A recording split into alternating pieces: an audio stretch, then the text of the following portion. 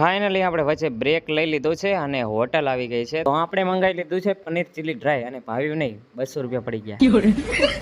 તો આ છે વિરમગામ અને આવા બોર્ડના અત્યારે ટ્રેન્ડ બહુ વધી ગયા છે. તો આ છે અમદાવાદ અને થોડી વાર જાગ્યો તો વિડીયો લઈ લીધો. તો ફાઇનલી 5 વાગે પહોંચી ગયા સુરત અને આ છે સુરતનું કતારગામ. અને મિત્રો આ હોટલ બનાસકાંઠામાં બહુ ફેમસ છે, નામ છે ચાર ભુજા. અમારા બનાસકાંઠા વાળા ખાસ અહીં હોય છે અને અહીં ઉતરે છે એટલે ચાર ભુજાનું નામ બહુ સાંભળીએ છીએ અમે. અને આ છે ચાર ભુજા તો મેં પણ ચા પી લીધી. તો પછી મારા જીજુ મને તેડવા અને હું બેસી જાઉં બાઇકમાં. તો વચ્ચે મારા જીજુ કે તમારા માટે નાસ્તો લેવાનો છે, તો પછી લઈ લીધું પાત્રા ને ખમણ ને ઢોકળા ને બોકળા.